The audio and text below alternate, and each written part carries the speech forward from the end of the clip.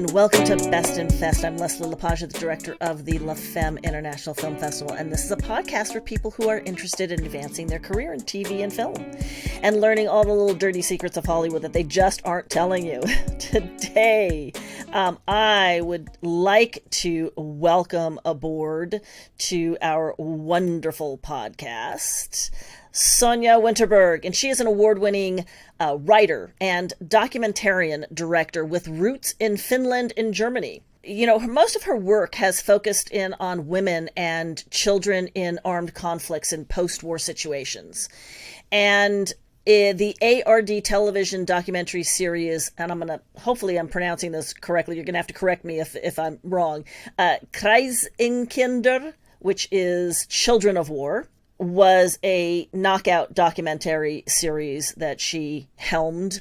She also co-authored the companion book that was released with this. Some of her latest works include Dark Business, Children or Child Trafficking in the Heart of Europe, and Made in Auschwitz, which we were lucky enough to have and show at the La Femme Film Festival. That's Made in Auschwitz, the Untold Story of Women of Block 10. And that won Best Documentary at La Femme. But this is not her first rodeo. She has been a successful documentarian for a while. So, you know, let's talk about your roots coming up and why being a documentarian really spoke to you. Right. So I always felt that the real stories that people tell are better than anything we can dream up or talk about. You know, like kind of like make up. And I really found that true, not only in war, which is one of my focuses, but also in real life. I mean, I think we're going through the pandemic now. People emerge with all kinds of heroic stories. And so that's always been of great interest to me. And so that's where I come from. That's a nice touchstone, you know, to bring that in to the stories that are pivotal world event stories. When you were thinking about, let's say, the Auschwitz story, where did that come from? How did that seed into your universe where you said, this is like my next one? So I had been working on a story about war orphans in World War II. There were actually several projects that I worked on. And this colleague of mine said, you know, at a point where I was just about to be finished with this topic, I was like, I had done all of World War I and World War II, and I was like, now let's find something else. And she comes up to me and says, I know that you're not really into, like, you want to venture to new sort of frontiers, but I have this story here. Don't you think that would be a great topic? And it was about sterilization experiments in Auschwitz, right? And it's not your typical popcorn, movie event. And I was like, are you sure we want to make a film out of this? And she's like, I think we should. And so we came up with a storyline because usually, if you just have the victims, it's not enough of a story.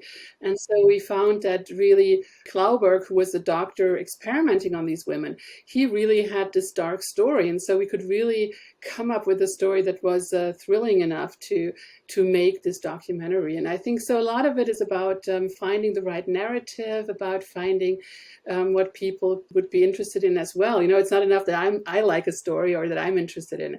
It really needs to speak to other people. And I think that's what we accomplished with Made in Auschwitz. Yeah, you absolutely did. You wove his dark storyline into those candid interviews on the experimentation very well in a way that kept us interested. So how did you go about weaving that story into and craft it into what we see as the finished product? Like with many films, and actually also my current project, funding is always the toughest part, right?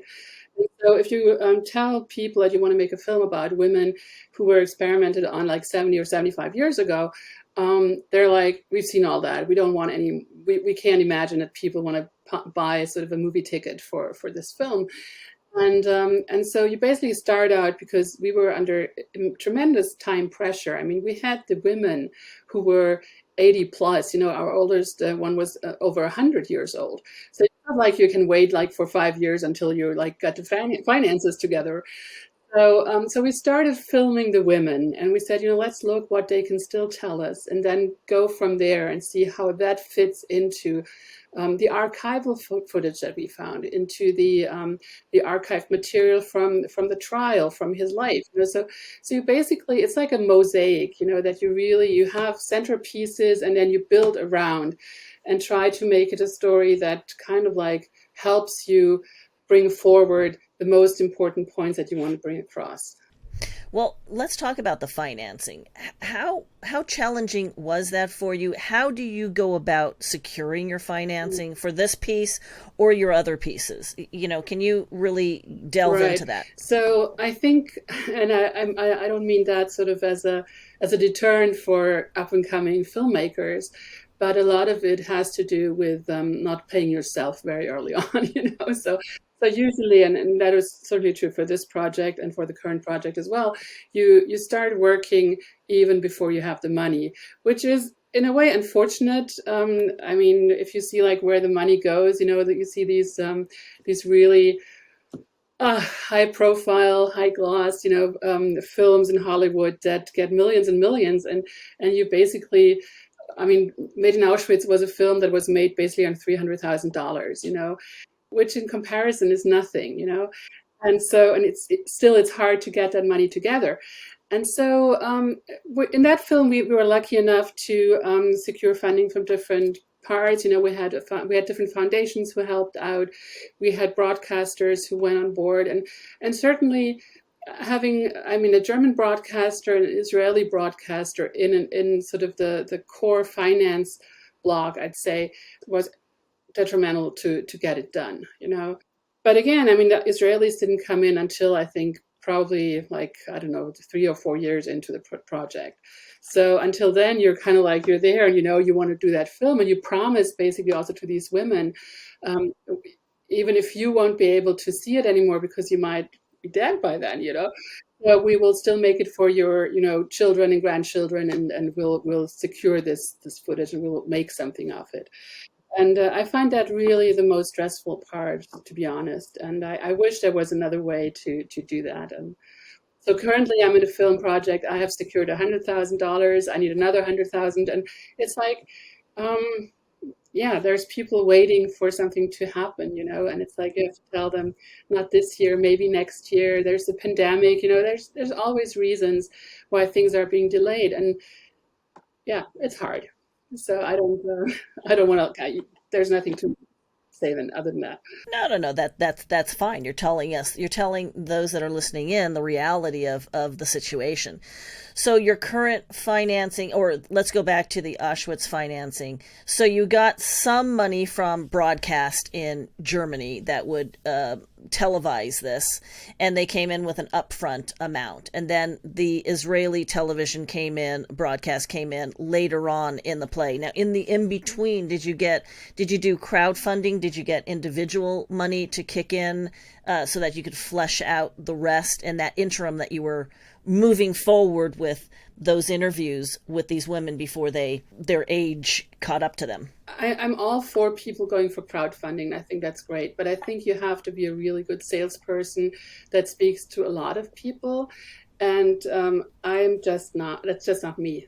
I've never really done that route. I think I tried it once in a journalistic project. It worked okay, but it's not something that, I mean, it just the amount of money that you need is for me is just sort of like too much for to do that. And so we went mostly with foundations that we kind of like applied for grants.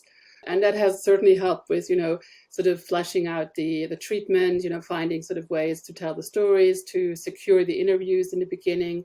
That was mostly really it. So, and then you basically you work without paying yourself yet. So you live sort of from sales of previous projects or other things, so.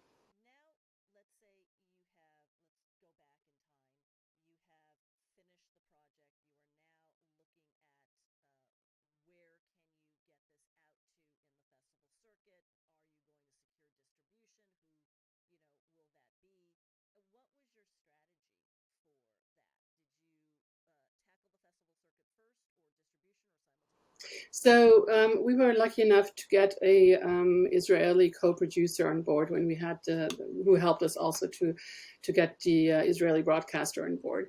And they also were in charge of world distribution, which has been really good for us. I mean, we have been able to, we have the break even now, which is okay. It's not something that nobody has really made any money on the film, but that's okay for now. And I think we're sort of like we're moving into better waters now, but sort of that has been really a long struggle, I guess.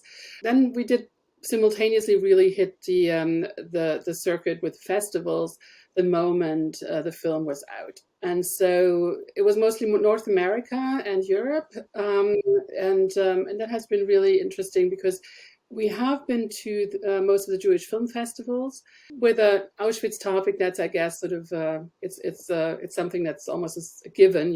That's the place where you start out. But we've also had a couple of other really interesting festivals like Femme, and also the St. Louis International Film Festival or Lunenburg Festival in Canada. Festival in Ontario. So, we've been around, and that for me, it's really also about getting the story out, making people aware of something that's not really over yet, but it's still there. The trauma is passed on from generation to generation. Some of the topics that come up are relevant today, so. Have you done screenings at Jewish associations? How have you gotten that word out via social media, if you have utilized that kind of machine? Right. Yeah. So Jewish institutions, many of them usually co-fund the Jewish film festivals. And a couple of libraries have bought the film, and so I've been to a symposium in Florida. It was actually the last trip I did before the pandemic hit. So there have been a number of really interesting places that we also went into more the scholarly discourse, so to speak. So, going through the festival circuit as a documentarian, do you find that the festival circuit can yield connections that you may not have available to you? Talk to us about how you work, how you personally utilize the festival circuit. The festival circuit for me personally has always been very difficult because I'm more of an introvert. So really reaching out is really sort of something that I have to very actively pursue, just the kind of like mindful, I need to talk to X, Y, and Z, and I need to ask people to introduce me. Or so I have also worked on the international Emmy juries, and that has usually helped me, to connect with people that I've met there. Or so it's definitely important to meet people, and even if it's only to get the encouragement. I find sometimes a lot of the research, a lot of the documentary work is a very solitary work, which is also why I like doing it. So for many, I think probably most of the year, if I'm not traveling to festivals, commissioning editors, I work in my studio, I work at my desk, so I work with maybe one or two or three people. And so it really is important to understand that other people see your work, to get feedback, to talk about other people's work, to see their work. So this connection is really important. And I would add to that really the connection with other women in film. So a lot of also the documentary world is very male oriented. And so making that connection and knowing that you're not the only one and that you're kind of like you have the same hesitant feelings as others, just a lot of that has sort of been over the years really helpful. Well, let's talk about how challenging it is as a woman and a documentarian who is telling stories that wouldn't necessarily be viewed as, woman stories, right? How has the current climate? Have you seen changes? Have you seen slight cracks in the barrier walls coming through, or have you not? Is it still just as difficult as it was 4 years ago? Both, actually. It's interesting how things like sometimes happen simultaneously. So I have, especially in the last 4 years, I would say probably like 2 years ago, it was probably the first time that I realized, especially at the streaming studios, Netflix, Amazon, and others, some women who are who are more diverse have come up into the ranks of the decision makers. And I find that really helpful, not because they treat me differently, not because they prefer what I do, but because you see that the greater diversity helps a different genres to come up and different films. Mm-hmm. And also, if you like look at the Oscars that won this year, it's just, you see there is more better awareness that the world is not only white and male. So I like that a lot. And by the same token, I think as soon as the pandemic struck, a lot of the old boys networks came up. The women had to take care of the children as usual. Just like, I mean, we had a kind of like a backlash that I guess was supposed to be expected, but still it's hard. So yeah. So, what are you working on now? What's your focus? And are you trying to break into doing this more for broadcast, your next project? And are you trying to focus your career to being a more broadcast documentarian? Right. So, I think broadcast is so far the only way, or was for me the only way to get my films financed. It's not what I would prefer to do. Ideally, I would have somebody who gives me the money and lets me work, and then I kind of have a nice output. That's not the reality. That's not how I can work at the moment. What I aim for, and I think we've had a sort of partly success with the films that we've had, acquired by Amazon and Netflix in the past, that sort of like streaming organizations are sort of more what we're going for. Companies are, it's what we're going for now. So currently I work on a film about the late AP photographer and Pulitzer Prize winner Anja Niedringhaus, who was killed in Afghanistan in 2014. And she was together with a female colleague, a Canadian woman by the name of Kathy Gannon, who survived the attack.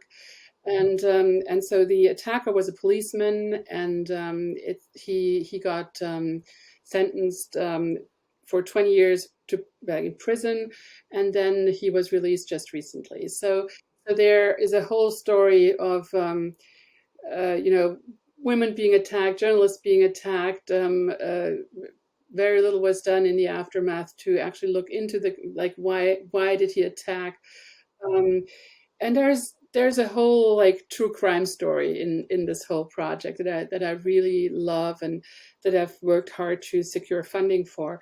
And that's been something that I've, again, you work for a few years just in researching and doing interviews, and I hope that I'm able to finish this year. So that's the big part now. So is trying to get it done by the end of the year so you can start soliciting it, right? Tell us a little bit more about your process within, especially this true crime element on your new doc. Have you discovered that you're becoming more of a criminal investigator through the process? Yeah, actually. So I knew Anja as a colleague. I knew her fairly well, and we both she had and I have a great love for Afghanistan. It's a great country. It's very photogenic. It's the people are very special, and so I thought in the beginning I make a documentary about a colleague who has a very unique body of work. We have the same circle of friends and colleagues, and so I thought, oh wow, that's easy. Like give me a year or two and this thing is done. And so as time progressed, I found a lot of elements where I was like, why didn't nobody ever ask this question? And why didn't nobody ever ask this question? And you look at documents and you look at sort of police reports, and all of a sudden like a story emerges. And that's what actually has happened. And so that's where I'm at now. And it was slowed down by the pandemic, but I got a very nice grant to get parts of the research funded, which I would not have been able to do otherwise. And so I really hope that we'll get the final piece of funding also done, I don't know, sometimes this year. So within your kind of weaving of the story, and again, because of the type of story you're telling, are you having it more interview based? Are you doing more reenactments? Are you doing a combination? What has been your choice of storytelling within that genre. So no reenactment. So it's really based on, well, a lot of interviews, but I have been also on the ground in different countries. In Afghanistan, for example, I have looked into Anja's life in Germany and Switzerland. So we show her world basically in which she lived. And then there is a lot of her photographic work, like we have photographs that we can show, and we can we have her voice, or we have our interview partner's voice, and we see pictures that she has taken, which are telling stories, So I'm also a consultant or a documentary director on a biopic of Anja, which is actually more of a docu-fiction. So they have not reenactments really, it's more like a fictionalized film with some documentary parts. But for the documentary, it's really strictly documentary and very interview-based, but not only talking heads. So I can say that much. So. You've used the festival circuit, and I'm assuming you're going to continue using the festival circuit with your products, because that's a way of getting and building that notoriety and that social media, buzz. But, moving forward, where are you trying to get to in your career? Where do you see yourself in the next 5 years, within your storytelling? Right. So I think that's a really interesting question, and the pandemic has given me some time to reflect on my career.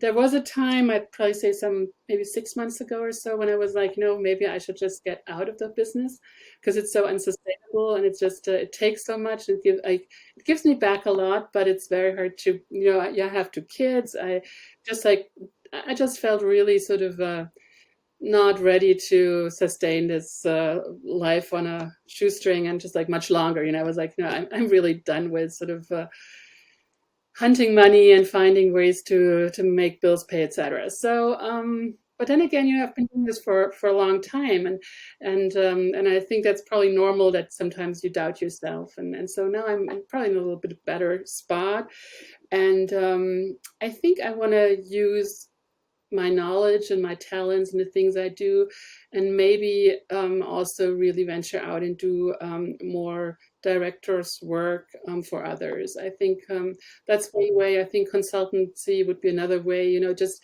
really using what I know and make it available for those who are earlier in their process.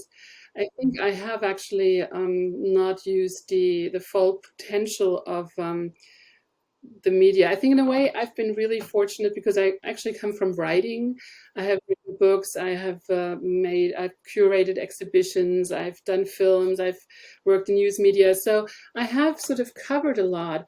And I think so I could still sort of use that more in like making projects face out broader, just like really make use in different media. And I think that would be another way that I could possibly envision. So, but really, just like to add that maybe as a last thing, really sort of, I think streaming and the way that we tell stories sort of in have a 3 or 4 part series, have a 6-part series. I think that would be another way of going about another way of developing my narratives. So.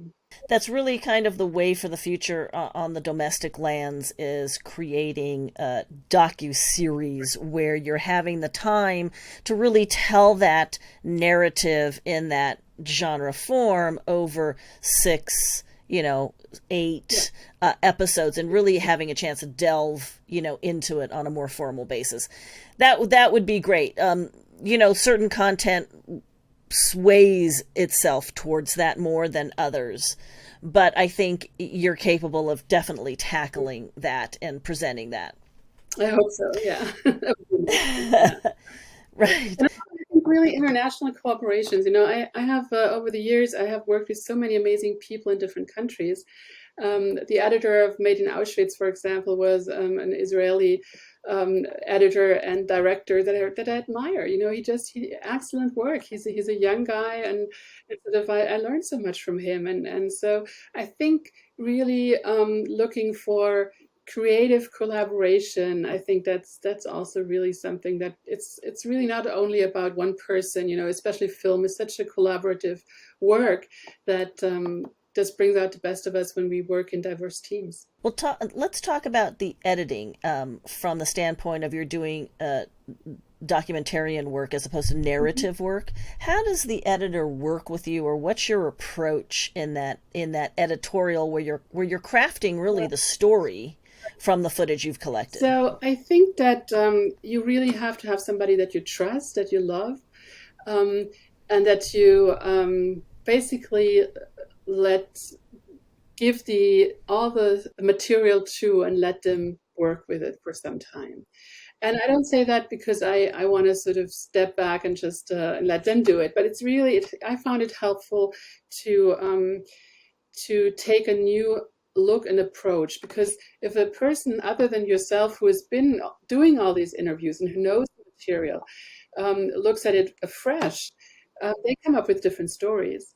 And I found, for example, with Made in Auschwitz, when Shaket Goren, who was the editor, he sometimes made pieces that made me laugh. And I was like, how can I laugh in the face of an Auschwitz story, But yeah, and so I mean, we're both grandchildren of survivors, and so and I found that really helpful to have this external view and say, it's been all so shitty, like can we please laugh about something now? And so and that brings you new energy and kind of like, and then you can start, it just gives a different dynamic. And I think that's so important that you work with your editor, not only kind of like you have your script and you say, okay, this is a treatment, you tell the story like this, but really kind of there's so many little pieces that you can change a story, or that you can give it more depth, or that you can give it a new visual quality. And I think that's really what you it's like a dance, it's like modern dance, where you kind of like you try things out and until you feel this is it, this is the way I want to tell it. That's great information, because a lot of people who are listening in are not really familiar that the crafting of documentarian content is twofold. Yes, you have your idea, but then the crafting of it, the manipulation of that idea happens in the editorial bay with your editor and the director, which then kind of almost back engineers that story, right? So for young directors, what are the choices you had to make that you weren't expecting to make on set that you can, tell us about? At a very advanced stage, you still learn. So if you make mistakes and you feel like, how could I? This happens even, I mean, yeah, the older you get, you still make mistakes. But I think the most important part for me has always been when I had camera people or camera operators or DOPs that I thought were like, renowned, or you knew that their work was good. And then you find out it's not your style, that's really hard, because like you invested the money, you made a commitment, you have, usually it's if you have somebody who you interview, especially if it's older people, you can't go back and redo this, it's like this is your one shot. And I found that really hard. Sometimes you have to be really, really careful who you choose, and look at reel. I mean, most people they have their standard reel of their work, but really look at films that they've been part of just really make sure, do your research. I have had a number of times where I felt like I just went on somebody's word, and I trust them, and I trust the camera operators, and then I'm like, yeah, I'm not really happy with it afterwards. So that's just something. I had one time, I had a guy in Florida who was very hectic, and so if you come to an old person who's very slow and who just their time, and there's somebody who's really hectic, just don't get into the groove. And that's and the pictures they can be as nice as they come, but if you can't use the footage, it's just it's a waste of time and money. Have you ever dealt with that sexism on Oh, set that you've been yeah, challenged, yeah, a lot actually. It, and how have you dealt with that? I usually, I mean, when you film, there is not much time, and usually I just want to get my story filmed. But I remember when we did this film on child trafficking in Europe, we I had several trips to Eastern Europe, and I had a wonderful camera woman and a wonderful producer in Ukraine. And I don't know, just because coming out of this really good working relationship, I didn't even think that sort of this could ever be an issue again. You know, I was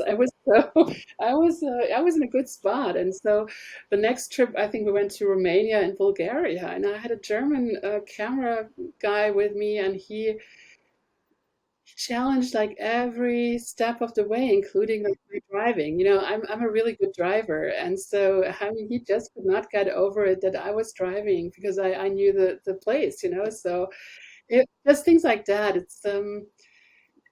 I was lucky. I mean, I've never had anybody sort of grab me or touch me or do anything like that. You know, at work. But I can totally see how that, especially for younger women and younger directors, if you have an older people that you like, older men that you work with and that you're dependent on. I mean, I've seen my share of things.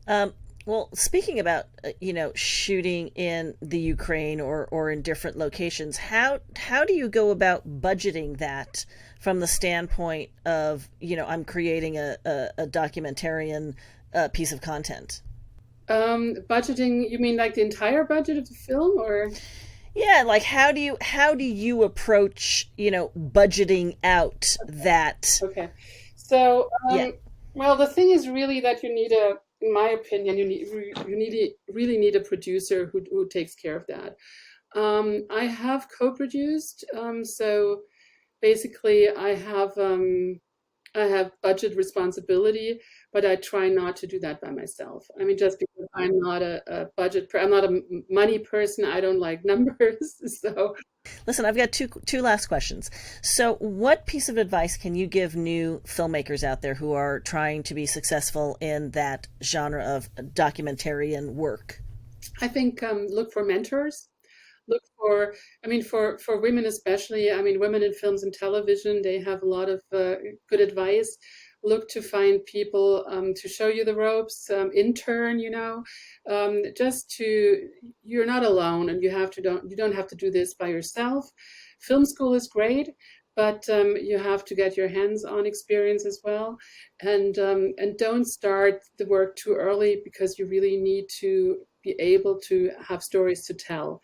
If you're too young, you think you have stories, and but they're not matured yet, so you need some time to grow into that business and just give yourself that time. That's excellent advice. Last question. So, what is a dirty little secret of Hollywood that you wish someone had told you that you go, oh my gosh? Be more confident than you really are. I think that's the one secret to Hollywood. I think a lot of people in Hollywood are really insecure, but you can't show it. So that's that's my one thing that I would say. That's a great dirty little secret. I'll tell you. Have the confidence. Have the confidence when you walk in. Listen, I would like to thank you again for coming on Best in Fest. For all those that want to submit their film to our film festival this year, go to Film Freeway, search on the Femme International Film Festival, or go on to lafemme.org. Don't forget to like us and listen to us and tap in and rate us on iTunes and all the other podcast platforms. There will also be a video component, so you can see this podcast live on our YouTube channel. And I would like to thank again Sonya Winterberg so much for coming on at Best in Fest. Would you like to share any of your handles with us before we sign off? So if you're looking for me, I'm Winterberg Media on Instagram or Experiment Days on Twitter. And let me also thank you, Leslie, because both the festival has been really a great experience, and I love all that you do. And it's really sort of has helped me also to better navigate some of the realms in out west on the West Coast in Hollywood. So thanks again. You're welcome. You're welcome. All right. Thank you. Best in Fest. Thanks for listening.